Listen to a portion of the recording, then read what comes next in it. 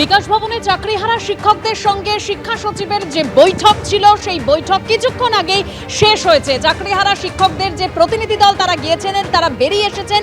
এবার তারা নিজেদের মধ্যে একটু কথা বলবেন এবং তারপরেই 4:30টার সময় তারা সাংবাদিক বৈঠক করবেন। কিন্তু যে প্রশ্ন তা হলো, নতুন করে পরীক্ষা না দিয়ে কিভাবে চাকরিতে তারা বহাল থাকবেন সেই সংক্রান্ত কোনো রফা সূত্র কি বেরোলো, কোনো সমাধান সূত্র কি চাকরিহারা শিক্ষক শিক্ষিকারা পেলেন?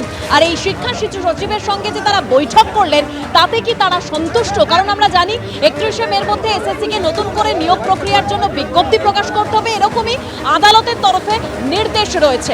সরাসরি চলে যাব, দুই প্রতিনিধি আমার সঙ্গে এই মুহূর্তে রয়েছেন। একদিকে কৃষ্ণেন্দু অধিকারী রয়েছেন এবং অন্যদিকে ঐশী মুখোপাধ্যায় রয়েছেন। প্রথমেই কৃষ্ণেন্দু।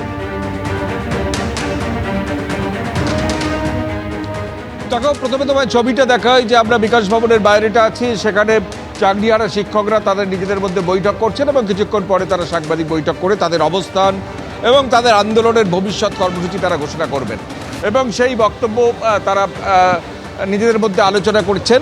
কিন্তু সেটা কি আজকে তারা সন্তুষ্ট হলেন বা তারা যে প্রশ্নের চেয়েছিলেন সেই জবাব কি তারা পেলেন, সেটা কিন্তু এখনো পর্যন্ত আমরা সরকারি সূত্রে জানা যাচ্ছে সেটা স্পষ্ট নয়। আজকে শিক্ষা সচিবের সঙ্গে তারা 6 সদস্য বৈঠক করেছিলেন এবং বৈঠক করার পর তাদের প্রধান দাবি ছিল পরীক্ষা না দিয়ে তাদের চাকরিতে বহাল রাখতে হবে। কিন্তু যেটা সরকারি সূত্রে জানা যাচ্ছে যে সরকারের তরফে এটা স্পষ্ট করা হয়েছে যে আইনে যেটা পারমিট করবে তার বাইরে কিন্তু সরকার যাবে না এবং আইনজ্ঞের পরামর্শ নিয়ে আইনজ্ঞ যেটা বলবেন সেটাই কিন্তু সরকার তা বলবৎ করবে। স্বাভাবিকভাবে এটা প্রশ্ন উঠছে যে সুপ্রিম কোর্ট যেহেতু ডেডলাইন বেঁধে দিয়েছে আর 5 দিনের মধ্যে নতুন পরীক্ষার বিজ্ঞপ্তি ঘোষণা করতে হবে স্কুল সার্ভিস কমিশনকে এবং 31শে ডিসেম্বরের মধ্যে যাবতীয় প্রক্রিয়া শেষ করতে হবে, সেখানে কি করে পরীক্ষা না দিয়ে এই যারা চাকরিহারা শিক্ষক যারা বারবার দাবি করছেন যে তারা দুর্নীতির শিকার হয়েছেন, প্রাতিষ্ঠানিক দুর্নীতির শিকার, তারা কোনো পয়সা দিয়ে ঘুষ দিয়ে চাকরি পাননি, মেধার জোরে চাকরি পেয়েছেন, তারা একবার পরীক্ষা দিয়েছেন 10 বছর আগে, 6 বছর ধরে শিক্ষকতা করছেন, তারা আবার কেন পরীক্ষা দেবেন বা পরীক্ষা দিলে একই পারফরমেন্স হবে তার গ্যারান্টি কোথায়? অর্থাৎ তারা পরীক্ষা না দিয়ে তাদের চাকরিতে বহাল করতে হবে, কারণ দায় তাদের নয়, দায় সরকারের, সরকারকেই দায় নিতে হবে। কিন্তু যেটা স্পষ্টভাবে আমরা জানতে পাচ্ছি যে সরকারি তরফে এমন কোনো সুস্পষ্ট নির্দেশ বা সুস্পষ্ট প্রতিশ্রুতি তারা পাননি যাতে তারা সন্তুষ্ট হতে পারেন।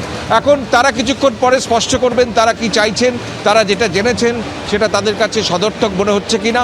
এবং একাধিক বিষয় আজকে তারা জানতে চেয়েছিলেন যে পরীক্ষার ব্যাপারে সরকার কি পদক্ষেপ করছে, স্কুল সার্ভিস কমিশন কি পদক্ষেপ করছে, স্কুল সার্ভিস কমিশন কাদের পরীক্ষায় বসার জন্য বলছে এবং সেখানে কি সবাই পরীক্ষায় বসতে পারবে?